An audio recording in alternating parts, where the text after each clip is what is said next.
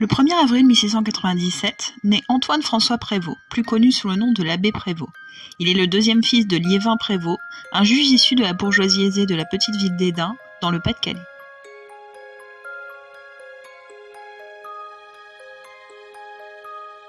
Il est envoyé au collège des Jésuites d'Hesdin, où il est remarqué par les religieux qui l'envoient avec son frère à Paris, au collège d'Harcourt. Il s'intéressa à la vie religieuse et commença son noviciat avant l'âge de 16 ans. En conflit avec son père, il quitte le collège. Il arrête ses études pour chercher la gloire à la guerre. Il s'engage comme soldat dans la guerre de succession avec l'Espagne. Il ne quittera l'armée qu'en 1713, peu avant la fin du conflit. Ce second choix de carrière, aussi irréfléchi que le premier, ne le rend pas plus heureux, et il s'enfuit en Hollande. Il tient un café et s'adonne au libertinage typique de l'époque de la Régence.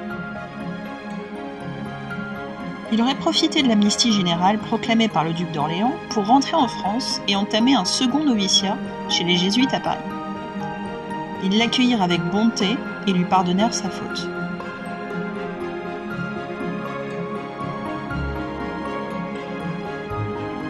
Surpris à composer Mémoires et aventures d'un homme de qualité, il s'enfuit pour s'engager dans l'armée en tant qu'officier aspirant durant le conflit franco-espagnol. Mais il déserte la même année. Une violente déception amoureuse le désenchante et le pousse à se consacrer à nouveau à l'état religieux. Il entre chez les bénédictins de l'abbaye de Jumièges.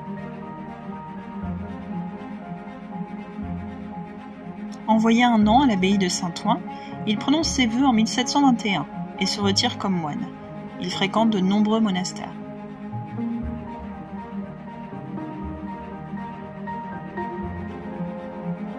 L'éditeur Valla d'Amsterdam publie les aventures de Pomponius, chevalier romain, dont on lui a envoyé le manuscrit depuis Paris.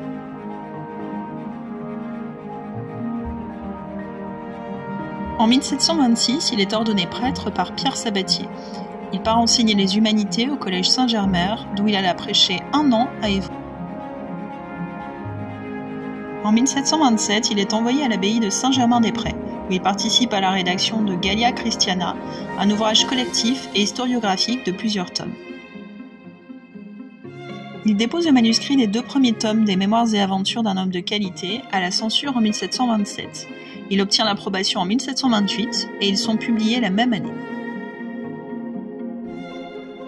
Au cours de la même année, il demande son transfert dans une branche moins stricte de l'ordre de Saint-Benoît, mais il ne parvient pas à l'obtenir et quitte son monastère sans autorisation, en cachette.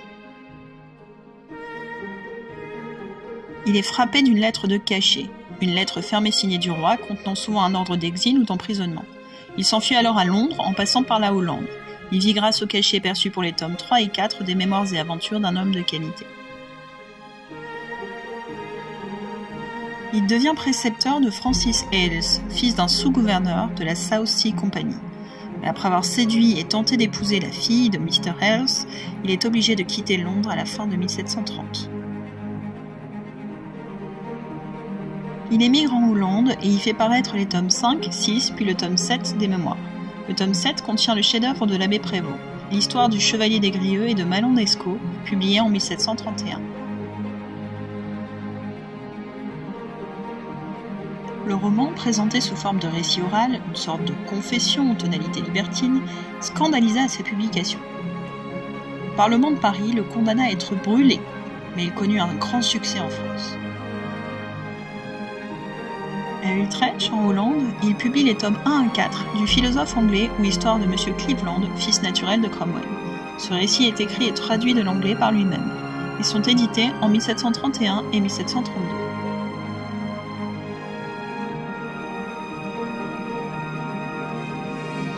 Il mène une vie dissolue en Hollande et s'amourage d'une aventurière du nom d'Hélène Eckart, dite Lenky. Elle le mène à la ruine et ses dettes s'accumulent. Criblé de dettes, il retourne à Londres, où il fonde le journal Le Pour et le Contre, consacré principalement à la connaissance de la littérature et de la culture anglaise. Le périodique fut très bien accueilli, et il en publia 20 volumes de 1733 à 1740. Il n'assainit pas pour autant ses affaires. Un faux chèque le mène en prison, en décembre 1733. De retour en France, il obtient le pardon du pape et renonce au protestantisme. Il négocie son retour chez les bénédictins et effectue un second noviciat de quelques mois à Évreux. En 1736, il devient l'aumônier du prince de Conti. Avec un protecteur aussi puissant, sa position est assurée. Il rédige entre 1737 et 1738 les derniers tomes de Cleveland, qui paraissent clandestinement à Paris entre 1738 et 1739. L'œuvre rencontre un énorme succès. Il fréquente les salons de Madame du Tencin et de Madame du Châtelet. Il se rapproche des philosophes Rousseau et Voltaire.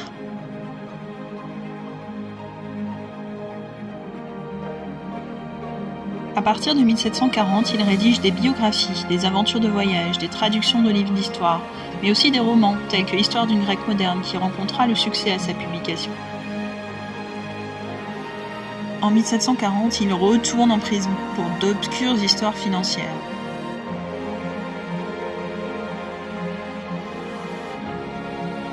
À partir de 1743, sa vie devient un peu plus sereine. Il entame la traduction à partir de l'anglais de la monumentale encyclopédie Histoire générale des voyages.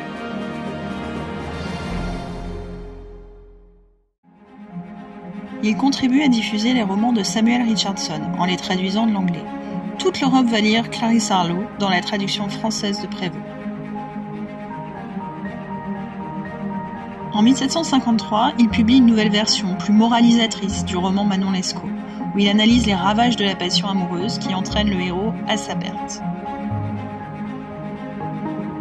En 1754, le pape Benoît XIV lui accorde le bénéfice d'un prieuré, ce qui le délivre des soucis d'argent. Madame de Pompadour, la maîtresse du roi, le reçoit. Il passe ses dernières années à Paris, dans la rue Saint-Séverin et à Saint-Firmin, à côté de Chantilly. Il y avait formé le projet de se consacrer à des écrits religieux pour expier ses erreurs de jeunesse. Le 23 novembre 1763, l'abbé Prévost mourut d'une apoplexie, c'est-à-dire d'une rupture d'anévrisme, en traversant la forêt de Chantilly.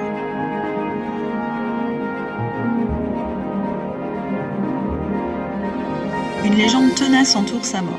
On raconte que son corps a été transporté chez un chirurgien pour qu'une autopsie soit pratiquée, mais que l'abbé Prévost, qui n'était pas mort, se serait relevé en criant sous les premiers coups de scalpel. Cette légende aurait été inventée presque 20 ans après sa mort. Le célèbre critique Sainte-Beuve déclara au sujet de l'abbé Prévost « Sa vie fut pour lui le premier de ses romans, et comme la matière de tous les autres. La vie de l'abbé Prévost fut en effet très romanesque, pleine de rebondissements et d'aventures. »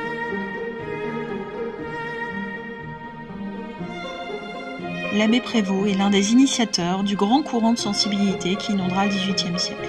Il inspira à la fois Jean-Jacques Rousseau, mais aussi les romantiques.